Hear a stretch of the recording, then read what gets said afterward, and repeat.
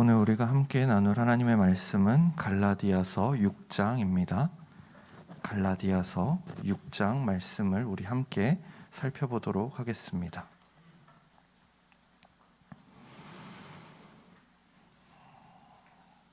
갈라디아서 6장입니다. 네, 다 찾으셨으면 제가 6장 말씀 읽도록 하겠습니다. 형제들아, 사람이 만일 무슨 범죄한 일이 드러나거든 신령한 너희는 온유한 심령으로 그러한 자를 바로잡고 너 자신을 살펴보아 너도 시험을 받을까 두려워하라. 너희가 짐을 서로 지라. 그리하여 그리스도의 법을 성취하라. 만일 누가 아무것도 되지 못하고 된 줄로 생각하면 스스로 속임이라. 각각 자기의 일을 살피라. 그리하면 자랑할 것이 자기에게는 있어도 남에게는 있지 아니하리니 각각 자기의 짐을 질 것이라. 가르침을 받는 자는 말씀을 가르치는 자와 모든 좋은 것을 함께 하라. 스스로 속이지 말라. 하나님은 업신여김을 받지 아니하시나니 사람이 무엇으로 심든지 그대로 거두리라. 자기의 육체를 위하여 심는 자는 육체로부터 썩어질 것을 거두고 성령을 위하여 심는 자는 성령으로부터 영생을 거두리라. 우리가 선을 행하되 낙심하지 말지니 포기하지 아니하면 때가 이름에 거두리라. 그러므로 우리는 기회 있는 대로 모든 이에게 착한 일을 하되 더욱 믿음의 가정들에게 할지니라. 내 손으로 너희에게 이렇게 큰 글자로 쓴 것을 보라. 무릇 육체의 모양을 내려 하는 자들이 억지로 너희에게 할례를 받게 함은 그들이 그리스도의 십자가로 말미암아 박해를 면하려 함뿐이라. 할례를 받은 그들이라도 스스로 율법을 지키지 아니하고 너희에게 할례를 받게 하려 하는 것은 그들이 너희의 육체로 자랑하려 함이라. 그러나 내게는 우리 주 예수 그리스도의 십자가 외에는 결코 자랑할 것이 없으니 그리스도로 말미암아 세상이 나를 대하여 십자가에 못 박히고 내가 또한 세상을 대하여 그러하니라. 할례나 무할례가 아무것도 아니로되 오직 새로 지으심을 받는 것만이 중요하니라. 무릇 이 규례를 행하는 자에게와 하나님의 이스라엘에게 평강과 긍휼이 있을지어다. 이후로는 누구든지 나를 괴롭게 하지 말라. 내가 내 몸에 예수의 흔적을 지니고 있노라. 형제들아, 우리 주 예수 그리스도의 은혜가 너희 심령에 있을지어다. 아멘.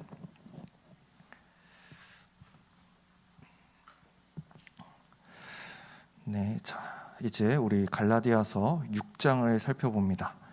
갈라디아서가 1장에서 6장까지밖에 없으니 오늘이 갈라디아서를 살펴보는 거의 마지막 시간이라고 생각하시면 됩니다. 물론 다음 주에 이제 갈라디아서 전체 에필로그 설교를 통해서 전체적인 내용을 한번 살펴보도록 하겠지만 오늘 설교를 통해서 이 갈라디아서 6장을 마무리하는 시간이 될 것 같습니다. 네, 그러면 잠시 기도하고 우리 말씀 나누도록 하겠습니다. 하나님, 감사합니다. 주의 그 기쁜 복음을 갈라디아서를 통해 우리에게 살피게 하시고 또한 6주간의 짧은 시간을 통해서 주의 말씀을 조금이라도 더 깊이 살펴보게 하시니 감사드립니다.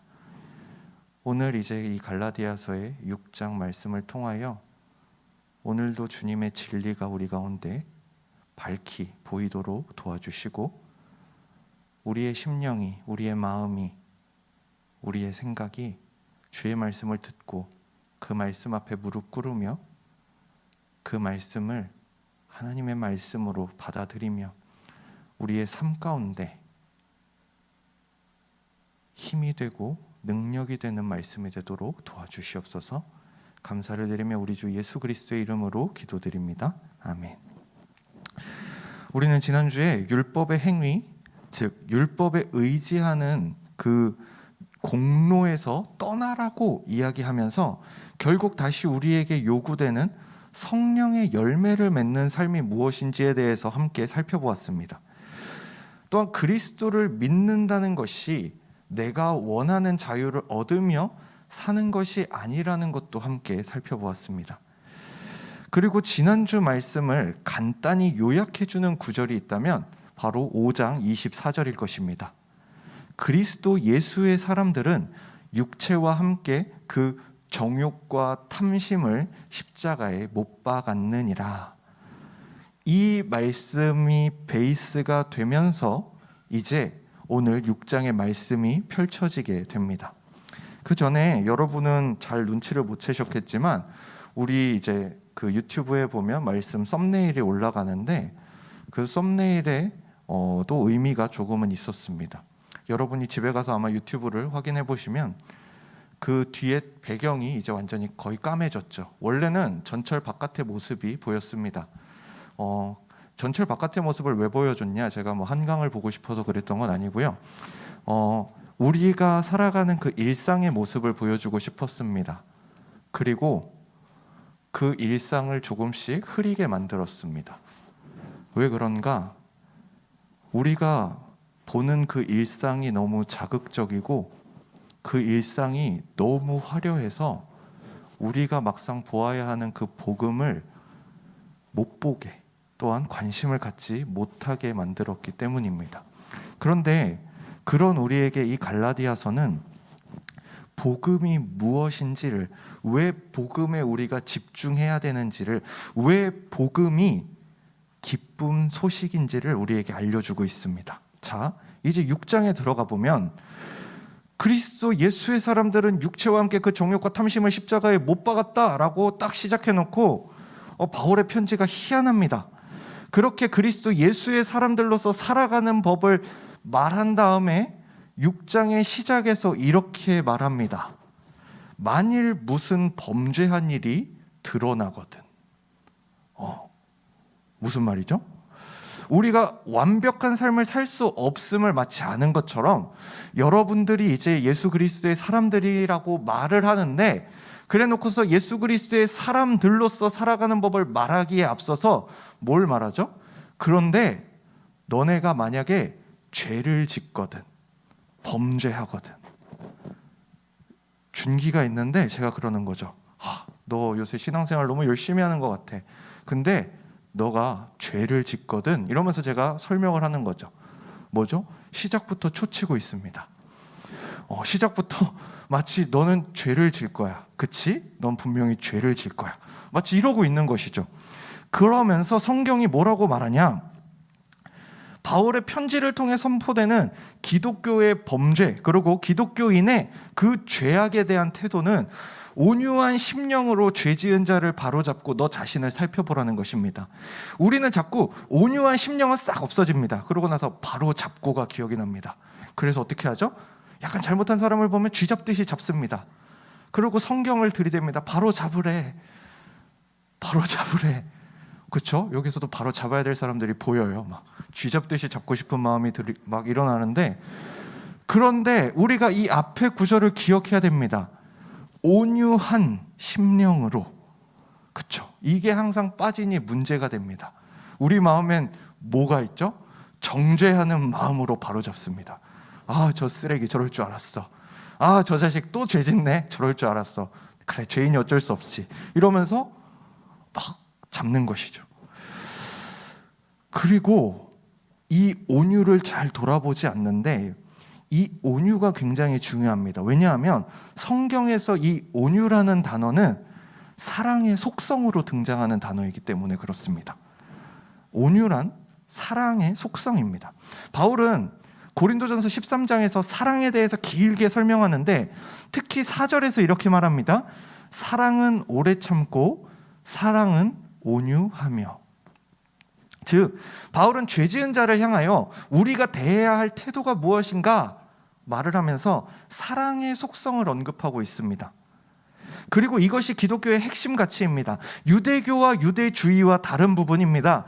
정죄와 형벌과 막 잡아다가 뭐 하는 것 대신 오히려 무엇을 하죠? 온유함으로써 그 형제를 바로잡는 것입니다.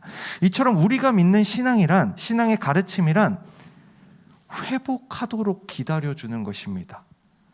회복하도록 도와주는 것입니다. 우리가 오해하는 부분이 있어요. 무엇이냐면, 우리가 혹은 여러분이 그리스도를 믿고 나의 삶이 완전히 변하는 은혜를 이제 받았습니다. 여러분이 이제 이 은혜를 받았어요.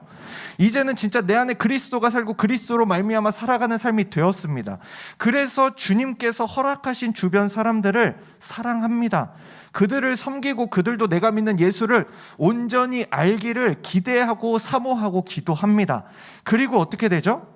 조금 지나지 않아서 이런 마음을 품습니다.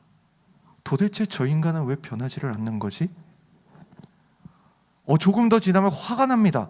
아니 도대체 뭐하는 인간이기에 내가 밥도 사주고 기도도 해주고 고민도 들어주고 위로도 해주고 가르쳐주기까지 했는데 왜 저 모양이지?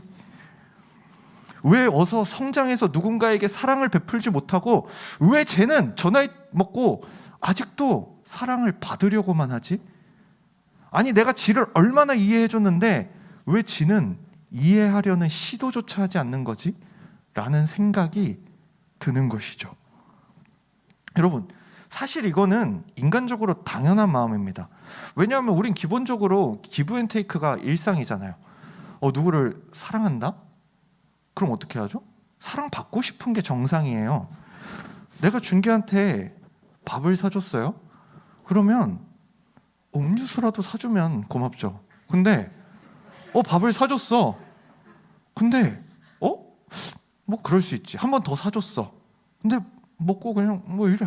세 번째 사줬어. 어떻게 하죠? 죽일 놈이 되죠. 용서할 수 없는 놈이 되는 거예요. 왜? 사랑을 베풀었는데 오는 게 없어. 그리고 어떻게 되죠? 빠른 손절을 하는 것이죠. 이제 넌 나와 상관이 없다. 그리고 다른 자를 이제 밥 사주기 시작하죠. 근데 우리의 사랑이 항상 이 정도라는 거죠. 그러면 성경은 뭐라 말하는 거죠? 사랑에 대해서 성경은 뭐라고 말하죠? 세 번 해보고 아니면 손절해라 이런 말 없어요. 성경에. 용서도 끝까지 하라고 하듯이 사랑도 끝까지 하는 것이죠. 그렇기에 이것이 우리에게 조금 어렵습니다. 왜? 이것은 우리의 신앙의 실력을 필요로 합니다. 사랑과 관심과 마음을 주었을 때 우리는 제일 먼저 무슨 마음이 들죠? 조급해요. 기다리기가 어려워요. 사랑을 줬으면 뭔가 빨리 오면 좋겠는데, 아니면 내가 위로를 해줬으면 네 덕분에 진짜 괜찮아졌어, 네가 최고야, 막 이런 말이라도 듣기를 원하는데 막 카톡으로 기프티콘 선물이라도 하나 보내놓으면 어떡하죠? 답장이 오길 기다리잖아요. 근데 일이 사라졌어. 답장이 오지 않아. 약간 이상한 마음이 들기 시작하죠. 뭐 바쁜가? 이틀 3일이 지나면 뭐 하는 짓이야? 막 이런 생각이 들잖아요. 그것처럼 우리는 사랑을 베풀고 그 사랑의 열매를, 내가 베푼 그 사랑의 열매를 빨리 맛보고 싶은 거예요. 네 덕이야. 진짜 네가 있어서 얼마나 좋은지 몰라. 이런 거 빨리 하고 싶은 거죠. 그러나 성경은 그런 말 없습니다. 사랑으로 품으라고 말합니다. 아까 살펴본 고린도전서 13장 사랑에 대한 말씀을 길게 한번 살펴봅시다. 제가 4절에서 7절을 읽어드릴게요. 사랑이 어떠한지 여러분은 과연 이런 사랑을 하고 있었는지 한번 들어보세요. 사랑은 오래 참고, 사랑은 온유하며 시기하지 아니하며, 사랑은 자랑하지 아니하며, 교만하지 아니하며, 무례히 행하지 아니하며, 자기의 유익을 구하지 아니하며, 성내지 아니하며, 악한 것을 행하지 아니하며, 불의를 기뻐하지 아니하며, 진리와 함께 기뻐하고, 모든 것을 참으며, 모든 것을 믿으며, 모든 것을 바라며, 모든 것을 견디느니라. 뭐라고요? 오래 참고 온유하고 시기하거나 자랑하지 않고 교만하지 않고 무례하지 않고 자기 유익을 구하지 않고 화내지 않고 악한 것을 생각하지 않고 모든 것을 참고 믿고 바라며 견딘다고 합니다. 이 말씀을 통해 우리가 알 수 있는 것이, 그리고 깨닫는 것이 있습니다. 우리의 섬김과 헌신이 사랑으로 말미암았는가 생각해 볼 수 있습니다. 누군가를 진짜 사랑으로 대하고 있었는가를 생각해 볼 수 있습니다. 왜? 헌신하고 사랑했는데 이런 마음이 있었냐는 것이죠. 제가 실컷 밥 사주고 나서 사랑하고 나서 3번 만에 손절을 하게 되면 무엇이죠? 사랑의 마음보다는 이 친구한테 인정받고 싶은 마음과 무언가 이 친구한테 바라는 마음이 있었다는 것이죠. 근데 사랑은 뭐라고요? 그런 게 없대요. 그냥 주고 모든 것을 참고 믿고 바라고 견딘대요. 여러분, 좀 말씀을 준비하면서 이 부분이 제게 크게 다가왔습니다. 물론 다양한 핑계와 변명이 있습니다. 그래도 사람이 어떻게 이런 변명들이 있어요. 그러나 그럴 수 없는 이유는 제가 적어도 그리스도인이라면 제가 이 사랑을 이미 받은 자이기 때문입니다. 여러분도 마찬가지 아니십니까? 우리가 우리의 노력과 사랑과 섬김과 헌신이 최선이었다고 말하고 싶을 때에 진짜 여러분이 받은 최고와 최선의 사랑을 기억해야 되지 않겠습니까? 바로 우리를 죽기까지 사랑하셨던 성자 예수 그리스도의 사랑, 그 아들을 주시기까지 우리를 사랑하셨던 성부 하나님의 사랑, 계속해서 넘어지고 흔들리지만 우리 안에서 역사하시며 참으시고 기다리시고 견디시는 성령 하나님의 사랑, 그 사랑을 우리가 이미 받은 자들입니다. 그렇게 우리는 핑계할 수 없고 변명할 수 없고 내가 사랑을 한다고 했을 때 오래 참고 견디고 기다리는 것이죠. 우리의 헌신과 섬김이 지치거나 이런 거 해야 돼 하는 그 이유는 그 헌신과 섬김을 진정한 사랑이 주도하지 않았기 때문입니다. 그저 빨리빨리 변화시키고 그저 좀 성도답게 살게 만들어서 열매도 맛보고 싶고 성취를 얻고 싶어 합니다. 내 짐을 내려놓고 싶은 마음인 것이죠. 왜? 내가 막 사랑을 베풀어서 준기가 이제 사람처럼 살기 시작하면, 이제 성도처럼 살기 시작하면, 그리스도인처럼 살기 시작하면 어떻게 되죠? 난 한 짐 덜잖아요. 좀 뭔가 내가 해야 될 게 줄어들잖아요. 우린 이런 마음들이 있어요. 누군가한테 먼저 사랑을 베풀었다가 이 사람이 반응도 시큰둥하고 내 카톡에 답장도 안 하고 전화하면 끊고 막 이러면 어떤 마음이 들죠? 막 불이 일어나죠. 뭐지? 근데 이 마음과 빨리 이 던져버리고 싶은 마음은 같은 마음이라고요. 왜? 사실 그걸 기다려주는 게 사랑이거든요. 언제까지? 바뀔 때까지, 답장 올 때까지, 다시 나와 연락할 때까지. 그런데 우리는 그거를 못 참는 것이죠. 빨리 내 사랑을 전하고 난 사랑을 전한 자가 되고 싶은 것이죠. 그러나 그 과정을 감당하지 않습니다. 매번 사랑해도 변하지 않는 것 같은 그 사람을 돌보는 일로부터, 즉 밑 빠진 독에 물 붓는 것 같은 일로부터 자유를 얻고 싶어 합니다. 사랑은 이런 것이죠. 밑 빠진 독에 사랑을 들이붓는 것이죠. 그리고 더 나아가서 예수 그리스도께서는 어떻게 하셨죠? 그 밑 빠진 독이었던 우리를 자신의 사랑의 바다에 던지셨죠. 빠질 사랑이 없도록. 여러분의 사랑은 어떠십니까?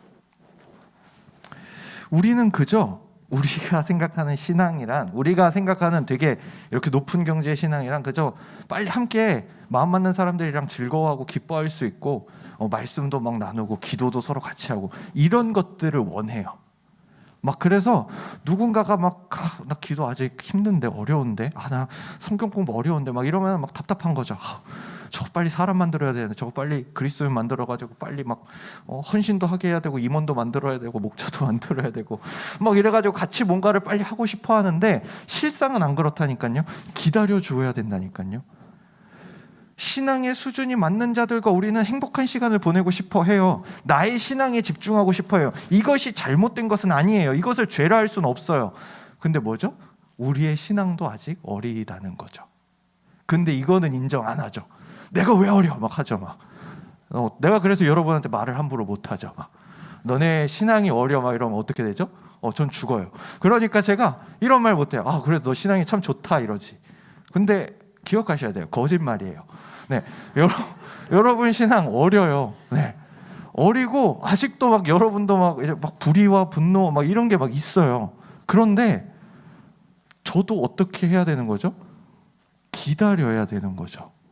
막 여러분 멱살 잡고 싶을 때가 한두 번이 아니지만 그래서 뒷짐을 지는 거죠. 주먹 쥐는 모습을 안 보이기 위해. 그리고 그냥 기다립니다. 왜?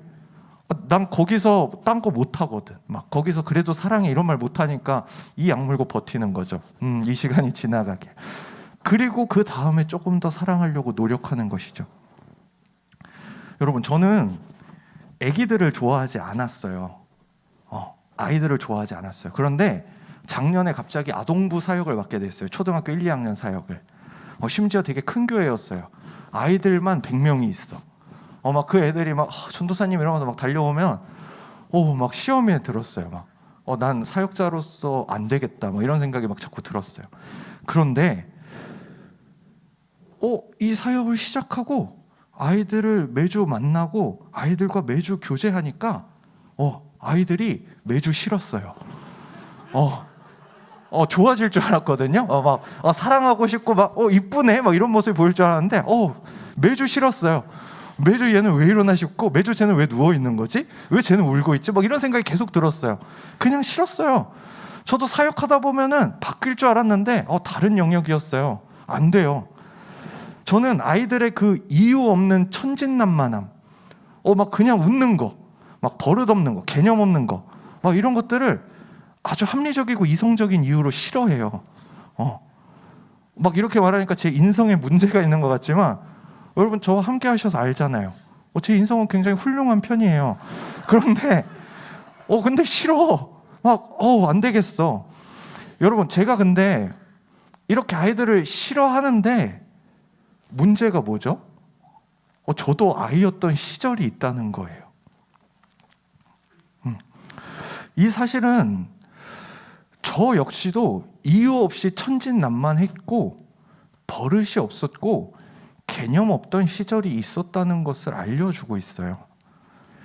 그런 저를 그리고 그런 여러분을 부모님께서 그리고 선생님들께서 어른들이 형 누나들이 이해하고 돌보아 주었죠. 만약 저 같은 사람 만났으면 여기 절반은 없죠.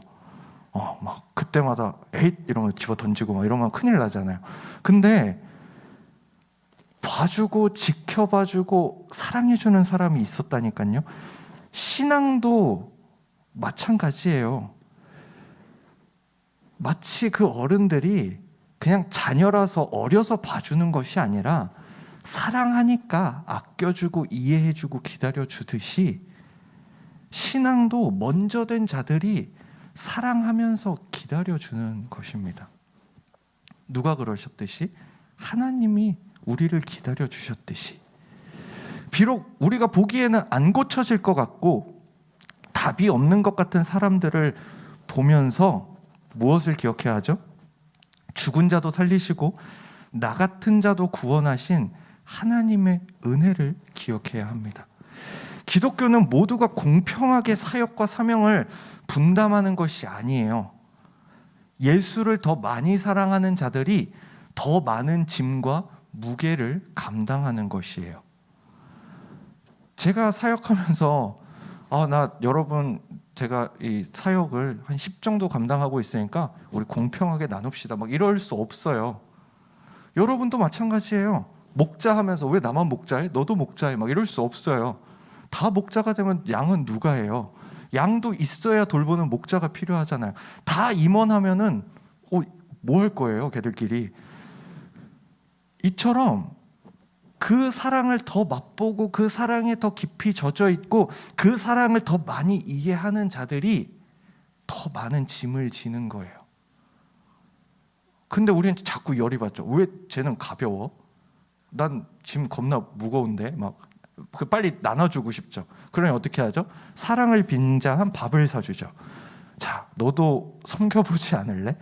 기다림 따위는 없습니다. 그저 이 짐을 나눠지는 것에 목적이 있죠. 근데 그러지 마시라고요. 기다려 주시라고요.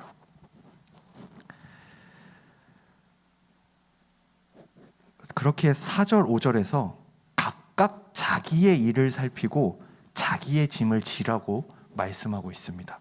이어서 바울은 6절에서 가르침을 받는 자는 말씀을 가르치는 자와 모든 좋은 것을 함께 하라고 합니다. 팀 켈러 목사님은 자신의 책에서 이 말씀을 이렇게 해석해요. 가르치는 자가 가르치는 일에 전념할 수 있다면 학생과 선생 모두에게 유익이다. 신앙 선생이 받는 봉급을 급여로 보아서는 안 된다. 오히려 그것은 일종의 교환이다. 선생이 하나님께로부터 받은 영적인 선물을 학생과 나누듯이 학생은 하나님께서 주신 재정적인 선물을 선생과 나눈다. 즉, 저와 같은 사역자들이 교회에서 무언가 일을 해서 돈을 받아야 한다.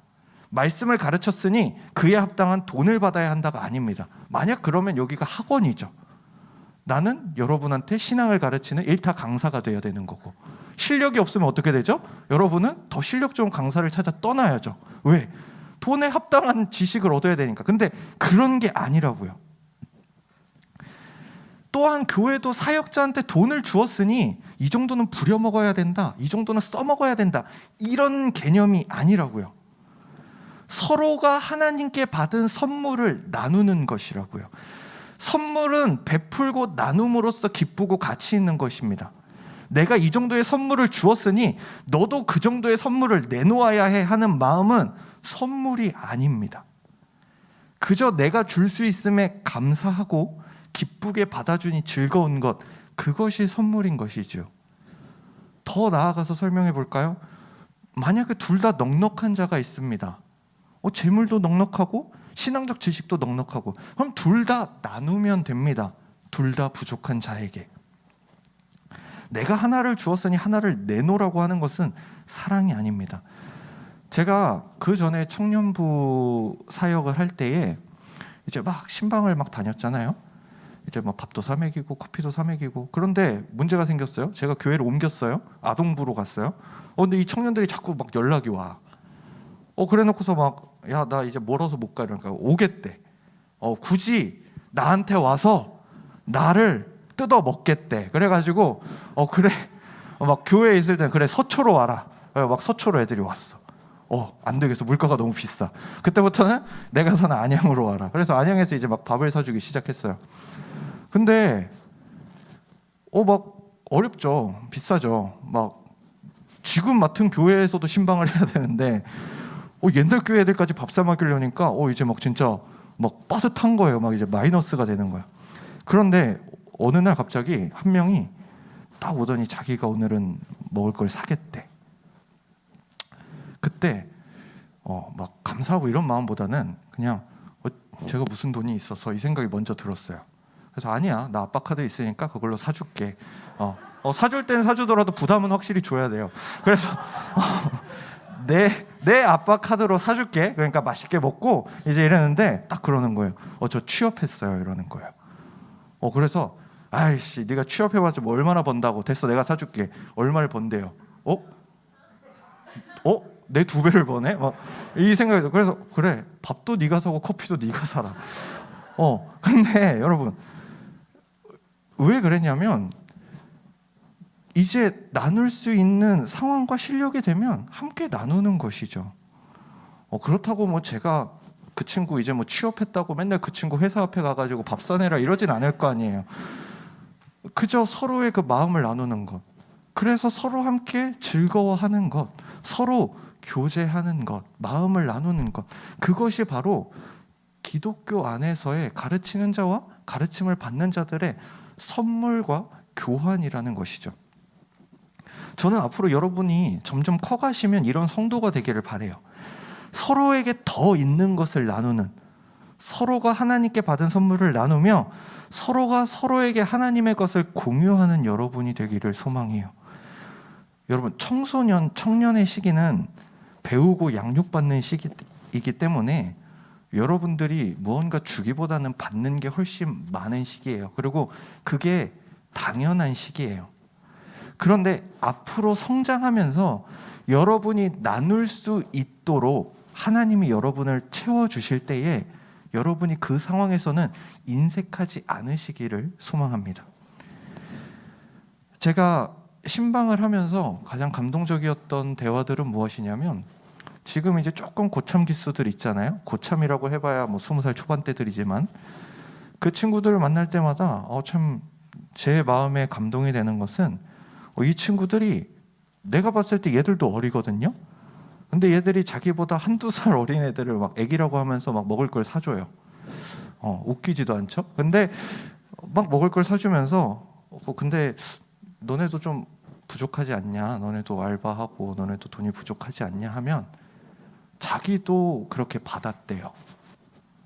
자기도 선배 기수들이, 형 누나들이 밥을 사줬대요.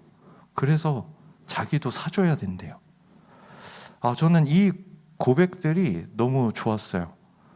그리고 여러분이 먹은 만큼 뱉어내시기를 바라는 그런 마음은 아니지만 그래도 함께 나누는 공동체가 되길 진심으로 소망을 합니다. 이어서 7절에서 10절은 우리가 성도로서, 그리스도인으로서 어떻게 살아가야 하는지에 대해 알려줍니다. 성령을 위하여 심고 영생을 거두며 살아가라고, 선을 행하면서 낙심하거나 포기하지 말라고, 기회가 있을 때마다 모든 이에게 착한 일을 하며 특히 믿음의 가정들에게 더욱 그리하라고 말입니다. 왜 이런 말을 할까요? 바울은 디모데후서 3장 13절에서 이렇게 담담히 말하는데, 무릇 그리스도 예수 안에서 경건하게 살고자 하는 자는 박해를 받으리라. 그렇죠? 우리가 막 웃으면서 말씀을 나누는데 말씀은 읽을 때마다 꼭 초치는 말이 나와요. 막 이제 그리스도인답게 기쁘게 살아봐야지. 나도 나누면서 살아봐야지. 근데 성경은 뭐라 그래요?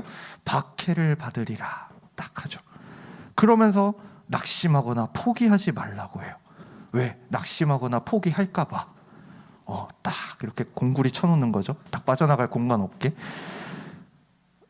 예수님이 또한 세상이 나 예수를 미워하였듯 너희도 미워할 것이다 라고도 말씀하셨어요. 이상합니다. 심지어 성경은, 신앙은, 믿음은, 구원은 우리에게 세상에서 잘 살 것을 보증해 주지 않아요. 복음이 기쁜 소식인 이유는 예수 그리스도를 믿으면 구원 얻는다는 이 소식은 세상의 성공을 보장하지 않아요. 또 예수를 믿는 우리가 세상적으로 뛰어나다고 인정을 받는 것도 아니에요. 그렇게 바울은 고린도전서 1장 26절에서 31절에서 이렇게 말해요. 저와 여러분을 향하여 하는 말이에요. 형제들아, 너희의 부르심을 보라. 육체를 따라 지혜로운 자가 많지 아니하며 능한 자가 많지 아니하며 문벌 좋은 자가 많지 아니하도다. 그러나 하나님께서 세상에 미련한 것들을 택하사 지혜 있는 자들을 부끄럽게 하려 하시고, 세상에 약한 것들을 택하사 강한 것들을 부끄럽게 하려 하시며, 하나님께서 세상에 천한 것들과 멸시받는 것들과 없는 것들을 택하사 있는 것들을 패하려 하시나니, 이는 아무 육체도 하나님 앞에서 자랑하지 못하게 하려 하심이라. 너희는 하나님으로부터 나서 그리스도 예수 안에 있고, 예수는 하나님으로부터 나와서 우리에게 지혜와 의로움과 거룩함과 구원함이 되셨으니, 기록된 바 자랑하는 자는 주 안에서 자랑하라 함과 같게 하려 함이라. 무슨 말입니까? 도저히 세상적 가치와 기준으로 봤을 때 세상적으로 흠모하고 좋아 보이지 않대요. 누가요? 저와 여러분이요. 가난하대요. 무식하대요. 뭐 도저히 봐줄 만한 게 없대요. 그냥 한마디로 하면 거지 같대요. 그런데 하나님이 그런 우리를 택하셨대요. 천한 것들, 멸시받는 것들, 없는 것들을 택하셨대요. 그래서 있는 것들을 패하려 하신대요. 그런데 막 여러분이 이 말씀 듣고 막 부자 친구한테 가가지고 저 패하여질 것들 막 이러라는 말이 아니에요. 이 말씀은 무엇이냐면, 그러한 자들이 예수 그리스도를 믿고 그 안에서 소망을 얻고 구원 얻은 자로서 그 상황 가운데 기쁘고 감사하게 살아감을 통하여 세상에서 있던 자들이 자신이 가진 그 세상의 것들이 무익하다는 것을 깨닫게 하시는 것이에요. 근데 우리는 반대죠. 예수 믿었으니 이제 부자 되기를 꿈꾸죠. 예수 믿었으니 이제 똑똑해져서 공부 잘하기를 꿈꾸죠. 예수 믿었으니 성공대로를 달리길 원하죠. 그런데 세상적으로 흠모할 것이 없는 그런 사람들이 성도들이고, 그런 사람들이 모인 곳이 교회입니다. 그리고 그들의 머리가 되시는 예수 그리스도 역시 마찬가지셨어요. 예수님이 막 대단한 막 얼굴과 근육질의 몸과 막 이런 걸로 오시지 않았어요. 막 우리는 왕이라고 부르지만 마구간에서 태어나셨잖아요. 소, 말, 밥그릇에서 태어나셨잖아요. 그래서 이사야 53장 2절에서는 예수님을 이렇게 말해요. 그는 주 앞에서 자라나기를 연한 순 같고 마른 땅에서 나온 뿌리 같아서 고운 모양도 없고 풍채도 없은즉 우리가 보기에 흠모할 만한 아름다운 것이 없도다. 누가요? 예수님이요. 왜 그럴까요? 우리의 믿음이, 우리의 신앙이, 우리의 사랑이 무언가 세상의 것을 바라고 하는 것이 아니라는 것을 하나님이 우리의 삶을 통하여 증명하게 하시려는 거예요. 제가 이거를 어떻게 정리해야 되지? 도무지 막 제가 이제 말씀을 읽으면서 막 여기서는 막 은혜를 받았어. 근데 이게 안 나와. 막 안 써져. 이걸 어떻게 표현하는 거지? 나는 그동안 영어만 못하는 줄 알았는데 한국말도 못한다는 걸 알았어요. 막 단어가 송출이 안 돼. 뭐라고 쳐야 되지? 막 이러고 있었는데 오늘 그 찬양 시간에 찬양을 하면서 이거구나 라고 알게 되었어요. 마라나타 때문이에요. 주 예수여 속히 오시옵소서. 이것 때문이에요. 우리를 흠모할 게 없이 세상 가운데 마치 버려지고 비천한 자들처럼, 그러나 예수를 믿었는데도 그렇게 살아가게 하시는 것은 우리의 유일한 산 소망은 예수 그리스도밖에 없다는 것을 보여주시는 것이죠. 신앙인은, 여러분은 자신의 삶을 통하여 우리의 믿음이 세상의 부요와 성공과 자랑에 있지 않다는 것을 보여주셔야 합니다. 굉장히 어려운 말이에요. 여러분이 막 나 예수 믿었더니 공부 잘해서 좋은 대학 갔어. 예수 믿었더니 서울대 갔어. 막 예수 믿었더니 막 돈이 쏟아져 들어오네. 이딴 거 자랑하라고 부르신 게 아니라는 거예요. 예수 믿었더니 여전히 가난하고, 예수 믿었더니 여전히 나는 핍박당하고 여전히 궁핍하고 여전히 멍청한데, 그 가운데 여러분의 그 신앙생활을 지키라는 거예요. 우리가 예수를 믿는다는 것은 우리를 사랑하사 우리를 위하여 목숨을 버리신 그분이 이 땅에서 살아가셨던 겸손과 섬김의 삶을 살아가는 것입니다. 세상의 궁핍과 가난과 핍박과 외로움 속에서도 예수를 믿으며 살아가는 삶을 보여주는 것입니다. 나의 가난과 궁핍이 하나님이 날 안 사랑하셔서가 아니라, 나는 그러한 고난에도 하나님의 사랑을 받는 자들이 어떻게 세상을 이기고 기쁘고 감사하며 살아가는지 보여주는 것이라고요. 그러니 여러분의 그 세상적인 눈에 보이는 것에 낙심하지 말라고요. 그 여러분의 환경이 하나님이 여러분을 사랑하시는 걸 나타내는 게 아니라니까요. 이딴 것들이 그런 사랑을 보여주는 게 아니라고요. 그 사랑은 여러분 안에 있는 그 믿음이라고요.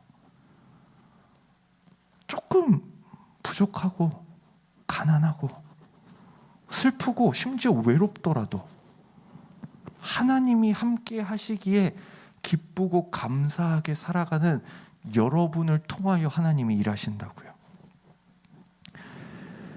이런 삶 가운데 예수를 믿는 것이 중요하고 우리의 삶을 통하여 그리스도인의 삶이 보여져야 하는 이유는 무엇입니까? 그것이 우리가 바라보아야 할 하나님 나라의 삶이기 때문입니다.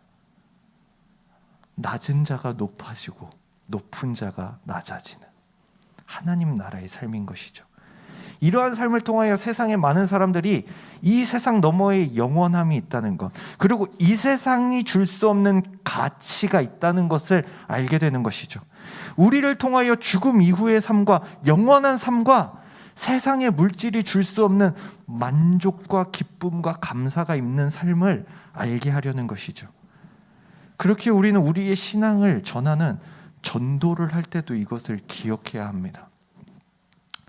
우리가 무언가 멋진 삶을 살아서, 우리가 예수 믿고 부유해지고 성공하고 똑똑해져서, 남들이 봤을 때 정말 깨끗하고 선하게 살아서, 아니면 그 누구도 반박할 수 없을 만큼, 믿지 않고서는 배기지 못할 만큼 우리 기독교의 진리와 예수를 논리적이고 이성적으로 잘 전할 수 있을 때 전도하는 것이 아닙니다. 그 누구도 부러워하지 않고 흠모하지 않을 만한 우리가 전하는 것입니다. 가난하고 부족하고 아직도 더럽고 악하게 살 때가 있지만, 비록 우리가 전하는 것은 누구를 납득시키지도 이해시키지도 못할 정도로 아무 이성과 논리가 없을 수도 있지만 전도하는 것이죠. 그렇기에 성경이 이렇게 말합니다. 고린도전서 2장 4절에서 5절, 내 말과 내 전도함이 설득력 있는 지혜의 말로 하지 아니하고 다만 성령의 나타나심과 능력으로 하여 너희의 믿음이 사람의 지혜에 있지 아니하고 다만 하나님의 능력에 있게 하려 하였노라. 무슨 뜻입니까? 하나님은 여러분에게 논리적으로 전도하라고 하신 적이 없답니다. 왜죠? 그 말씀을 통해 사람을 변화시키는 것은 하나님의 능력임을 보여주시는 것이기 때문입니다. 우리는 그저 전달하는 존재로, 도구로 사용될 뿐인 것이죠. 그런데 우리는 어떡하죠? 완벽을 꿈꾸며 전하라는 것을 닫아놓습니다. 주님, 기다리십시오. 제가 더 완벽한 논리와 완벽한 상황과 완벽한 마음가짐으로, 그래서 항상 전도를 못합니다. 전해야 될 때를 내가 측정하죠. 하나님이 전하라고 하시는데, 주님 기다리십시오. 왜 이렇게 참을성이 없으십니까? 이러면서 오래 참으신다며요. 그런 게 아닌데 하나님한테 자꾸 그러죠. 하나님은 지금이다 라고 하시는데, 여러분, 여러분의 지혜에 있는 게 전도가 아니고 여러분의 지혜에 있는 게 신앙이 아닙니다. 모든 것은 하나님의 능력이었다라는 사실을 우리한테 기억하게 하십니다. 내 상황 때문에 전도가 되고 안 되고가 아닌 하나님의 일하심이 보여지는 것이죠. 우리의 부족함 가운데 성령님이 일하십니다. 사실 우리는 너무너무 부족하지만 우리의 전하는 것 자체는 그 누구도 변화시킬 수 없고 누구도 믿게 할 수 없으나 우리를 사용하셔서 성령님이 일하십니다. 그렇다면 바울은 실컷 율법을 대표하는 할례와 새로운 정체성 예수 그리스도를 믿는 믿음의 복음을 이야기하다가 왜 이런 이야기를 꺼내는 것일까요? 이제 말씀을 마무리하겠습니다. 할례와 율법을 지키는 것을 자랑으로 여기던 유대주의에서 벗어나고 예수 그리스도를 믿으면서도 자신의 잘남과 자랑을 나타내던 태도를 버리라는 것입니다. 그렇기에 갈라디아서 6장 14절에 이렇게 말씀합니다. 내게는 우리 주 예수 그리스도의 십자가 외에 결코 자랑할 것이 없으니 오직 나의 자랑은 예수만 남는 것. 섬기는 자들도 예수만을 자랑하고 섬김 받은 자들은 그 섬김을 통해 예수만을 바라보게 되는 것, 이를 통해 완성되어가는 각 사람들과 그런 사람들의 모임으로 이루어지는 공동체, 즉 교회다운 교회, 그리스도인다운 그리스도인을 말하는 것입니다. 우리가 잃었어야 하지만 찾아야 하는 모습이 무엇인지를 알려주는 것입니다. 갈라디아 교회가 잠시 잃어버렸으나 찾아야 하는 모습이 무엇인지, 우리 공동체가 잠시 잃었으나 찾아야 하는 모습이 무엇인지, 그것을 말하는 것이 갈라디아서입니다. 그리고 저는 우리 청년 일부가 이런 공동체로 세워지기를 소망합니다. 또한 여러분 각 사람이 이런 성도로 세워지기를 축복합니다.